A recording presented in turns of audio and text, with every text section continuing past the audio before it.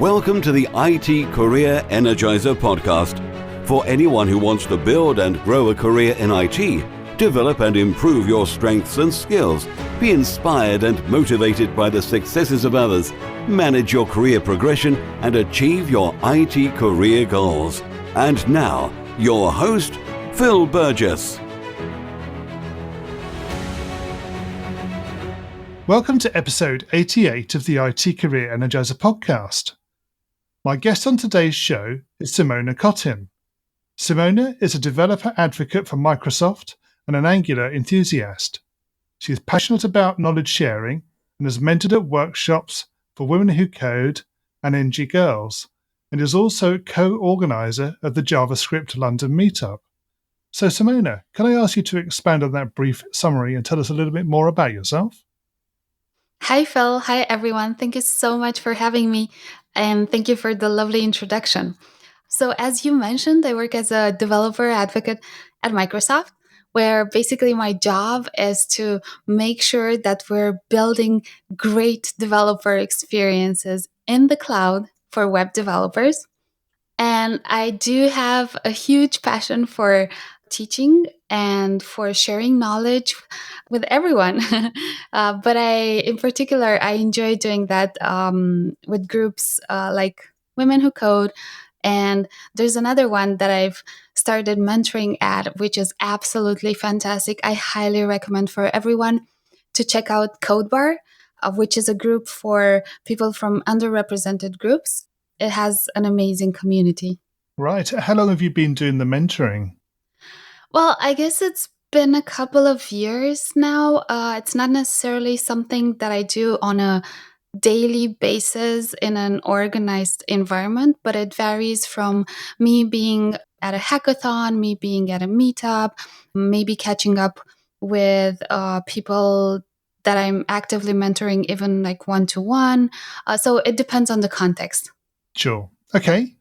Simona, can you maybe share a unique career tip with the IT Career Energizer audience, one they perhaps don't know and should? I wouldn't think that there actually is a unique career tip, or at least not something that every one person can apply in their job or during their life.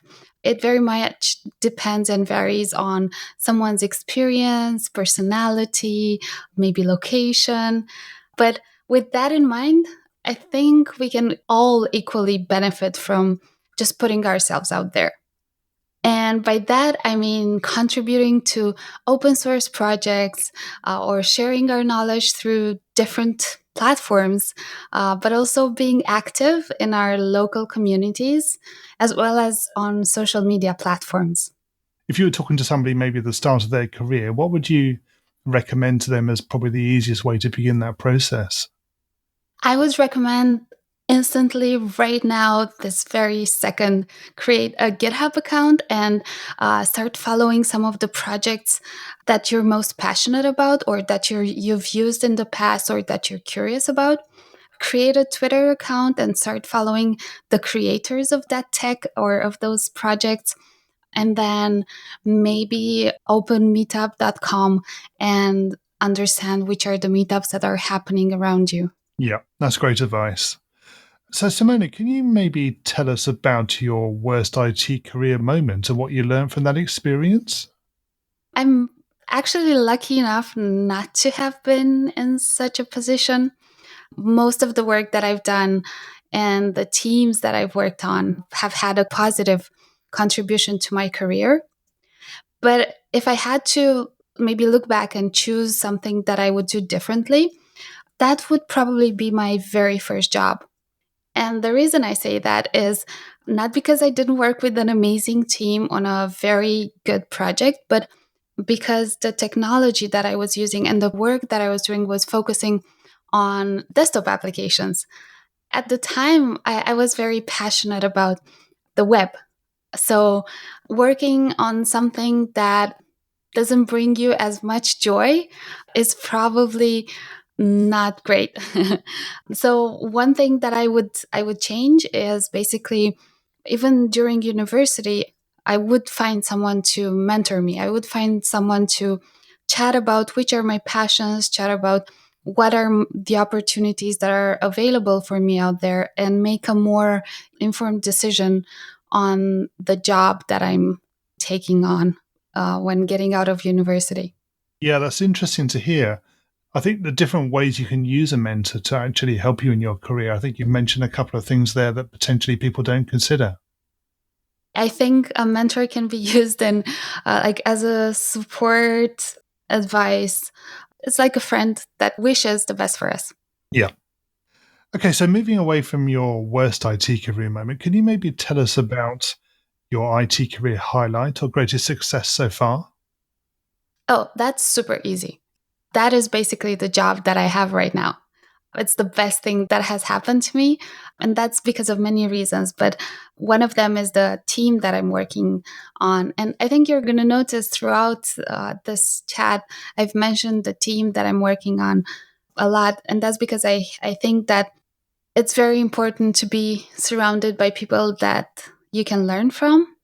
Everyone on my team is a superstar and they're very nice people, and I would love to have to just be able to combine their brains and just get them in mine.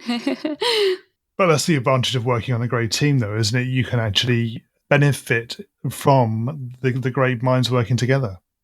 Yeah, and another thing that I'm super humbled by and as well excited about with this job is that basically I have an impact on some of the products that are shaping the way we write software today and tomorrow. And it also gives me the opportunity to connect with so many communities around the world. That makes me very happy. So, Simona, what excites you about the future of the IT industry and careers in IT in particular? I'm super excited about all the hard problems that we're solving right now and all the hard problems that we're going to solve in the future. And what I mean by hard problems are things like maybe self driving cars, which basically would make our commute much simpler and less risky. I'm also thinking about AI, artificial intelligence, which might make our work environment safer, and it would help us build a more sustainable environment. So those are some of the problems that I'm excited about us solving in the future with technology. And one thing that I'd like to mention is that I would encourage everyone that's starting a career right now to focus as much as they can on the problem that they're solving as opposed to the tech that they're using. Yeah, absolutely. The technology is the means to the end. It's the problems that need solving that are the important part of it. Yeah, and I think we're truly in a great place right now, where like most of the programming languages they can do the same things, or we can achieve using some of those programming languages. We can achieve similar things in similar amount of time. There is no more a question of which programming language is the best. It's like how can we solve this problem, and what problem is actually important to us. Yeah, absolutely right.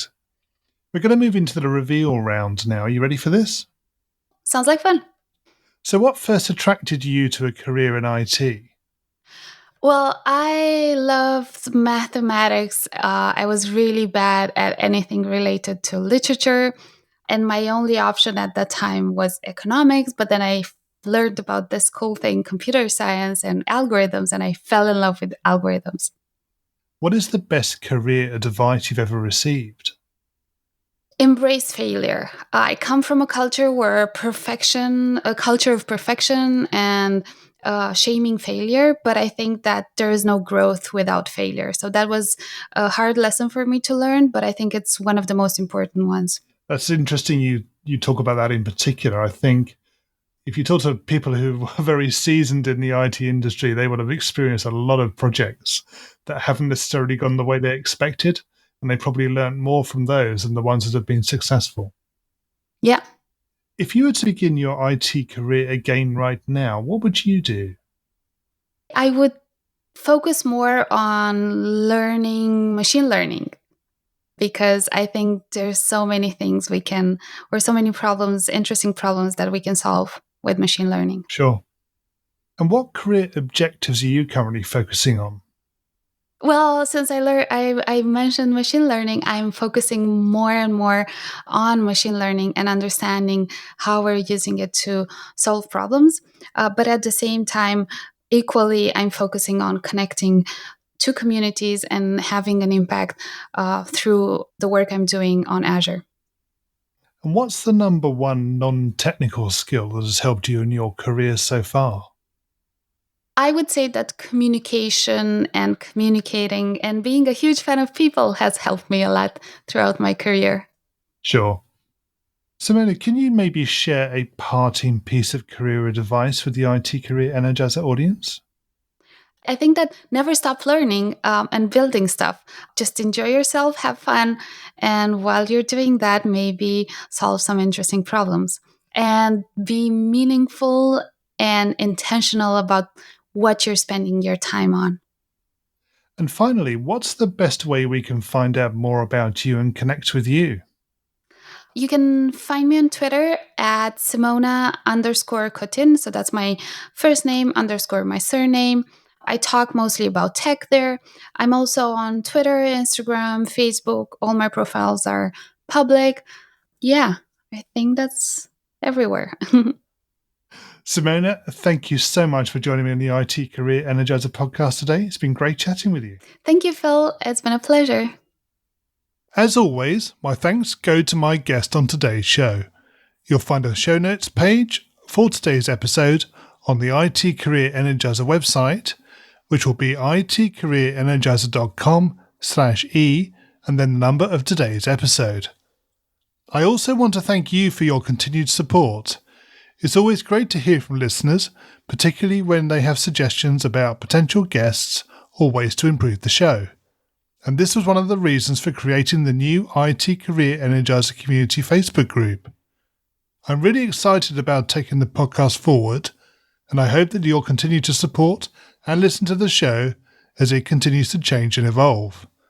Thanks for listening, and remember, if you're not growing your career, you're slowing your career.